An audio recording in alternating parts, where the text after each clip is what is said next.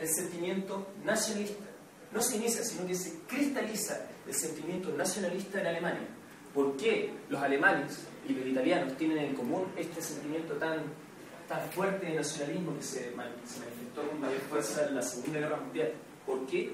Porque fueron uno de los dos últimos estados que se unificaron como monarquía nacional. Los alemanes tenían esto muy arraigado y más encima llevaban de ganar una guerra de 30 años con los franceses.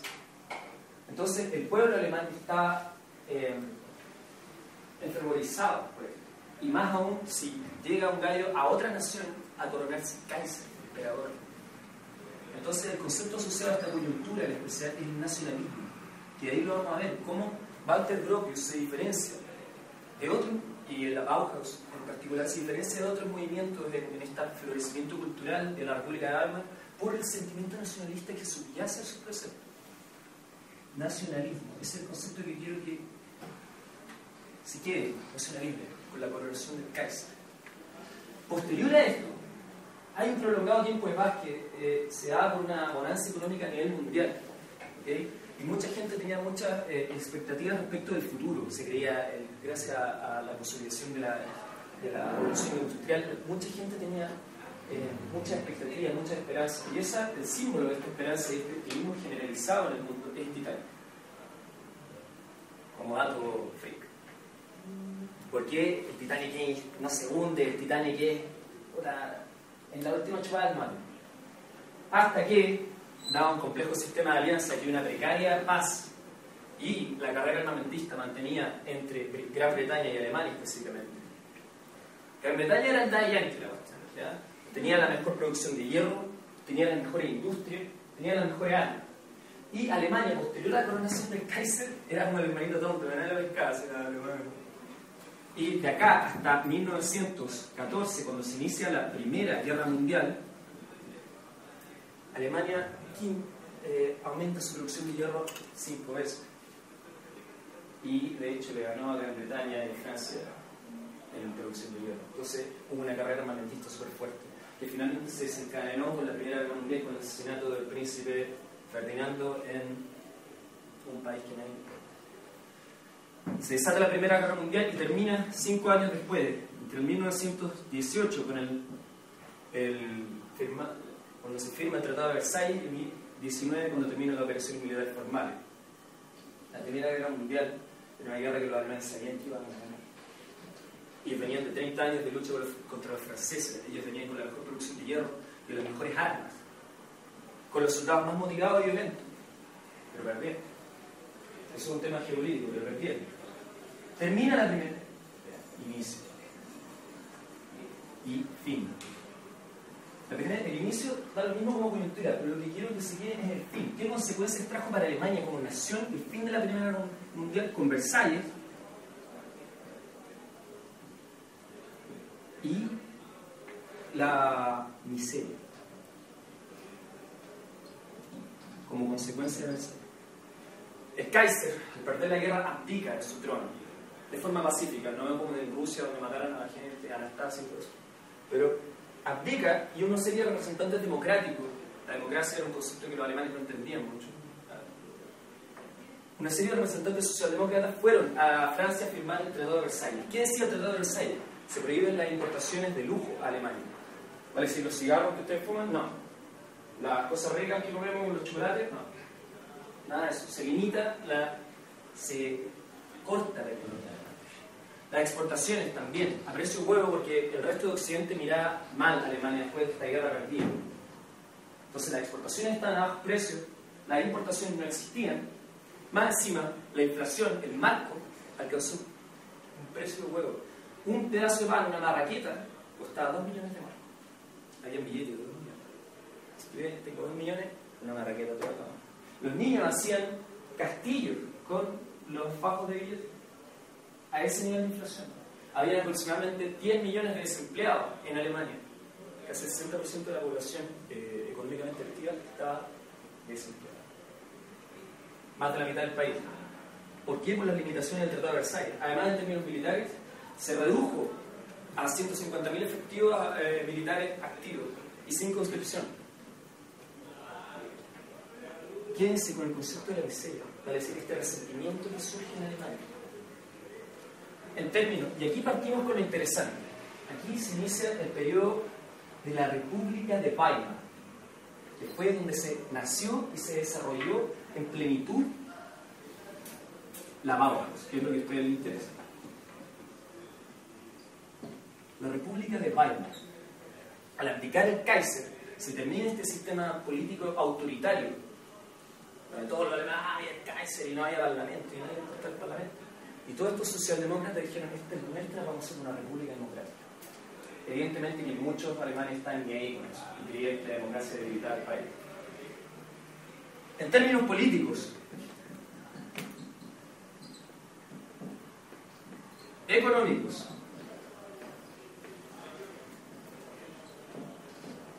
en términos políticos, una inestabilidad política enorme. Vale decir, en el tiempo que duró la República de Weimar, de 1919 a 1933, con la Alemania, el surgimiento de la Alemania nazi,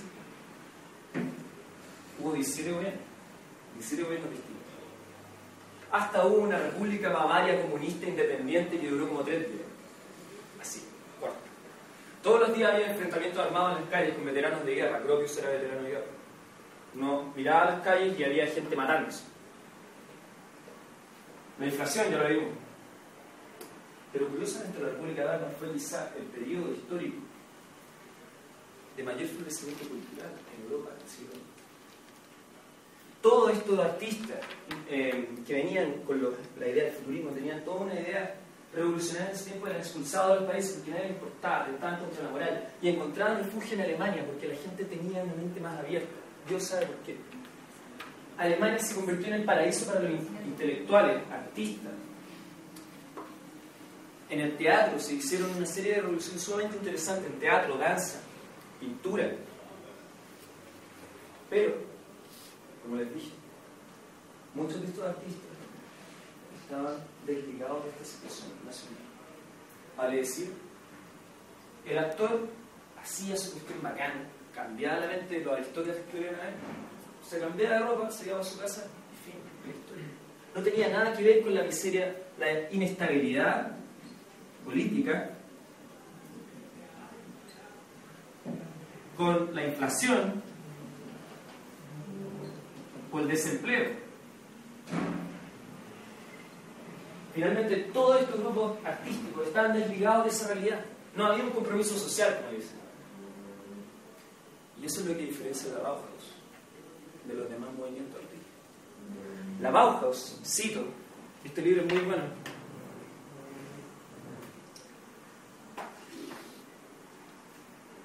Esto es más que una guerra perdida. Un mundo ha llegado a su fin. Debemos buscar una solución radical para el problema. Walter Gropius, 1918. Otra frase. Fundemos un nuevo gremio de artesanos sin distinciones de clase, que levanten una barrera de arrogancia entre el artesano y el artista. Deseemos, concibamos y creemos juntos la nueva estructura del futuro, que abarca la arquitectura, la escultura y la pintura, en una unidad que algún día brotará hacia el cielo de las manos de 1 millón de trabajadores como símbolo cristalino de una nueva fe. Ese es el carácter fundacional de la Bauhaus. Lo que diferencia la Bauhaus y que lo liga al contexto histórico, a diferencia de muchos otros contextos, de muchos otros movimientos artísticos, es esta. ¡Profe! Esto tiene mucho que ver también en relación a que Gropius era socialista. Claro. Por eso también Sin embargo, claro, si bien uno lee estas cosas y dice, estos son buenos. No. Dice, Gropius declara que la Bauhaus es esencialmente apolítica. Sin embargo, en la práctica eso no se daba. Había muchos los cambios de dirección en la Bauhaus, la inestabilidad también de la Bauhaus. Era porque en una sala chica tú tenías a gente más negrera que mi mamá, más alemanes, sesudos y violentos, Gropius, Kandinsky en una sala discutiendo el futuro. Miss Van der Rohe. Van der Rohe. Entonces, claro, sí, había un componente político muy importante.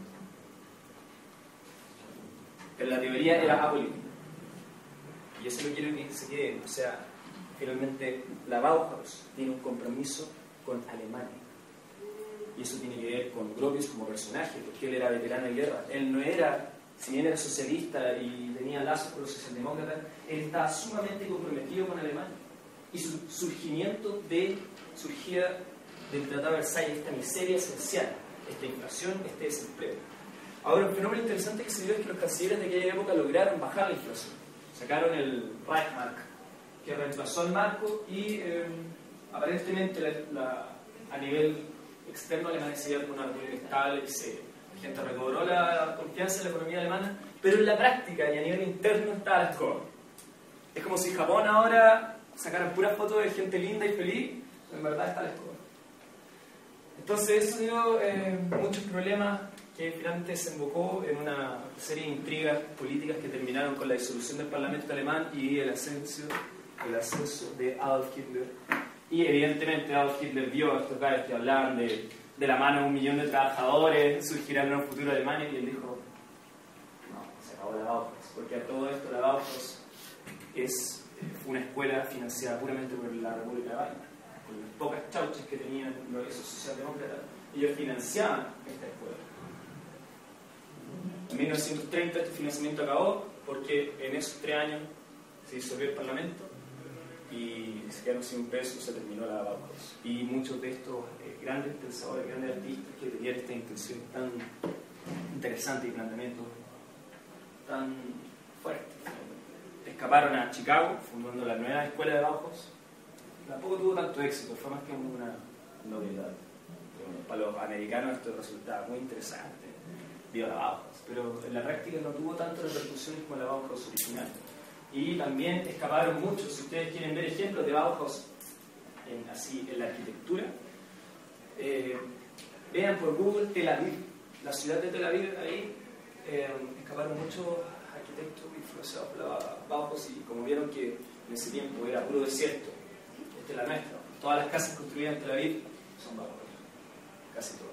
De hecho querían ponerla como monumento a la humanidad y todo eso, a lo mismo. Pero ese es más o menos el contexto histórico. Quiero que se queden con la República de Weimar y los conceptos de inestabilidad política y miseria económica. Por lo tanto, el carácter de la Bauhaus y su fundación es de la carencia, de la precariedad. De la precariedad nace esta austeridad de la forma, este retorno a la forma esencial.